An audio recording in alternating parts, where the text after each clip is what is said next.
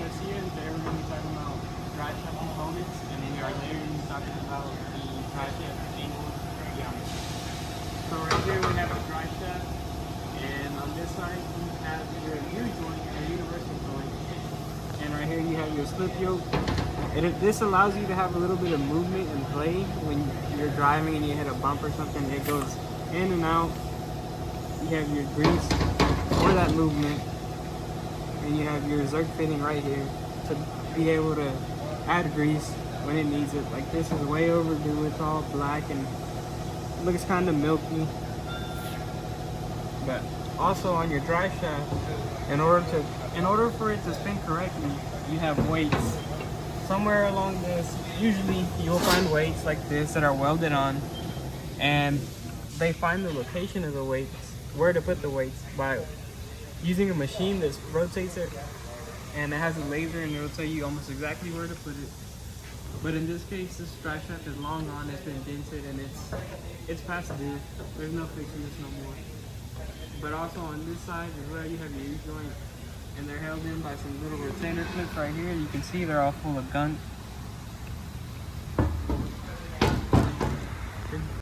Today we're going to be doing the video on a International Durastar.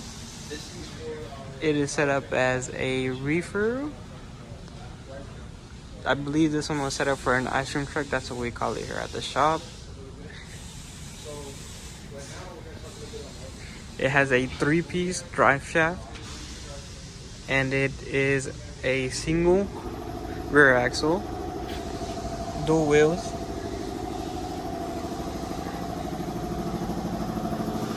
I'd say it's around 16 to 20 feet long. Right now it's just set up as storage here at the shop.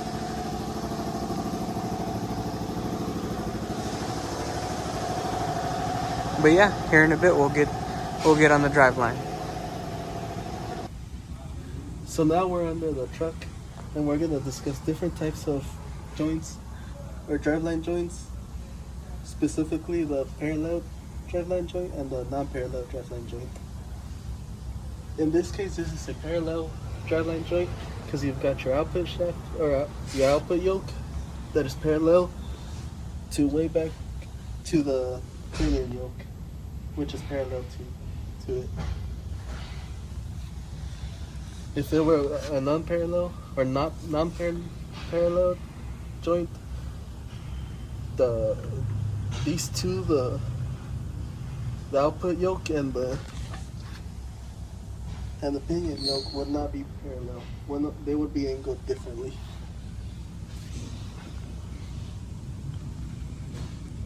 Okay, you go. In this certain application, we have 3 different drive shafts.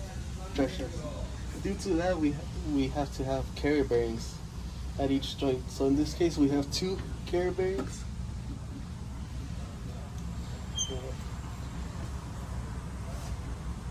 What the hell am I talking about? Here we have a basic or a close-up look of what the carrier bearing is. Basically, it's a rubber bushing that surrounds the drive shaft, the slip yoke.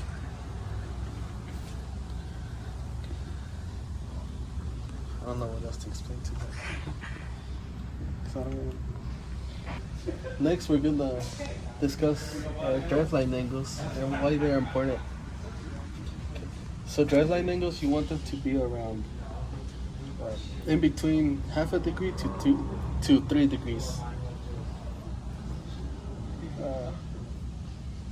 Those degrees are important because you can have, if you're over the maximum allowable degree to a driveline, you can start having failures in both the carrier bearing and the universal joints.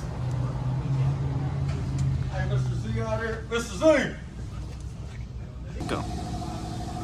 If your angles are excessive on your drive shaft, it could lead to premature failure of the universal joints, which would cause either having to constantly replace them, or even worse, catastrophic failure, which would be the drive shaft falling while you're driving, causing you to lose control of the vehicle.